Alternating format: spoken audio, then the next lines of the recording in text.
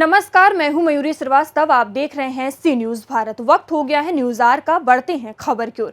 भदोही से पूर्व बीजेपी विधायक रविंद्रनाथ त्रिपाठी ने प्रदेश में हो रही पहले की सरकारों पर हल्ला बोलते हुए कहा है कि जब सावन का महीना आता था तो कांवड़ यात्रियों को परेशान किया जाता था और कई तरह के प्रतिबंध भी लगा दिए जाते थे, लेकिन आज उत्तर प्रदेश के मुख्यमंत्री योगी आदित्यनाथ की देन है कि कांवड़ यात्रियों पर हेलीकॉप्टर से पुष्प वर्षा हो रही है और बड़ी खुशी के साथ कांवड़ यात्रा कर रहे हैं। इस पर देखिए हमारी ये रिपोर्ट।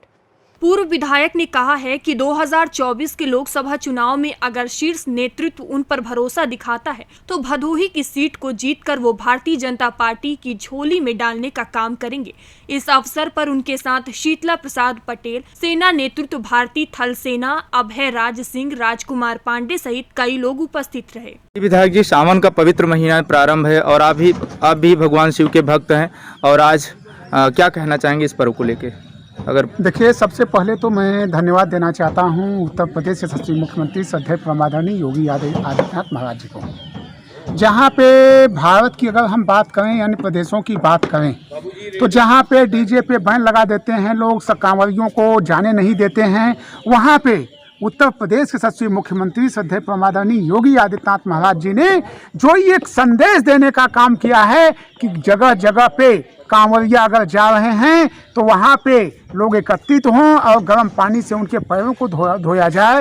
एवं जहाँ जाएं ये सोचिए, उदार हृदय हिंदू हृदय सम्राट की मैं अगर बात करूं पूरे विश्व में तो वो एक ही नाम केवल आता है, वो है योगी आदित्यनाथ महाराज, जिन्होंने ये कहा कि हमारी हेलीकॉप्टर ले जाइए और जहां कांवड़िया चल रहे हैं वहां ऊपर से फूलों की वर्षा करिए। इससे ज़्यादा और हिंदुओं के लिए क्या हो सकता है। यह गर्व की बात है कि आज हमारा यह देश, राष्ट्र पूरा जो है हिंदुत्व की तरफ बढ़ रहा है। तो निश्चित रूप से जो कांवड़िया हैं, मैं उनसे ये अपील भी करना चाहता हूं कि जगह जगह पे जो पंडाल लगाए गए हैं, जगह जगह पे जो यात्राएं कर रहे हैं वो शांति ढंग से वो करें। एक बार रोडों पे वो भी सावधानी बरतें।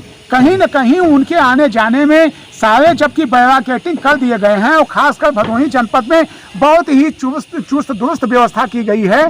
जीटी रोड पे बैरिकेडिंग की गई है, कहीं से कोई उस लेन में प्रवेश न करने पाए, लेकिन उसके साथ साथ हमें सतर्क भी रहने की आवश्यकता रहती है। तो कांवड़िया भाइयों से भी हम अनुरोध करेंगे, माताओं बहनों से भी अनुरोध करेंगे कि वो जब भी जल भरें तो थोड़ा सा उसमें सावधानी भी बरतें। और निश्चित रूप से जो ये हमारा सावन का पर्व है, भोले भगवान का पर्व है, हम लोग हिंदू हैं, हम हिंदुत्व की बात करते हैं और निश्चित रूप से भोले भगवान की कृपा बनी रहती है। और यही कारण था कि सावन जैसे लगा तो हम लोग चिंता में थे कि इतनी कड़ी धूप है, लेकिन इंद्र भगवान भी प्रसन्न हुए और भोलेनाथ ने एक वो आशीर्वाद दिया और जितने कांवड़िया, आज मैं समझ रहा हूँ कि आज पूरे उत्तर प्रदेश में बादल ही छाए हैं, जगह जगह पे बरसात हो रही है, कहीं कोई दिक्कत नहीं है। तो मैं इंद्र भगवान भोले बाबा को कितना मैं उनका पूजन करूं कि इसी तरह से हम हिंदुओं के ऊपर उनकी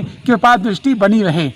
सर, आपका लोकसभा 2024 के चुनाव को लेकर के भी लोगों की एक मंशा है कि आने वाले दिनों में आपको सांसद के रूप में देखना चाहते हैं भदोही के, तो क्या कहना चाहेंगे अगर आपको मौका मिलता है तो? देखिए, ये उच्च नेतृत्व की बात है, उच्च नेतृत्व जैसा ही आदेश करेगा वैसा मैं करूँगा। रही जनता की भावनाओं की बात, आज भी मैं प्रतिदिन कोई एक दिन नहीं बता सकता है। आप देख रहे होंगे कि हर गांव में जा कर के लोगों की जो समस्याएं हैं उन समस्याओं को देखता हूं और प्रत्येक गांव में विकास की कड़ी को पहुंचाने का काम करता हूं। और निश्चित रूप से मैं समझता हूं कि आज भदोही विधानसभा के जो हमारे भाई हैं बहुत ही सौभाग्यशाली हैं और मुझे जो सेवा करने का अवसर दिए हैं उस सेवा में कहीं से मैं चूक नहीं आने दे रहा हूं। और निश्चित रूप से सेवा ही वह समर्पण है।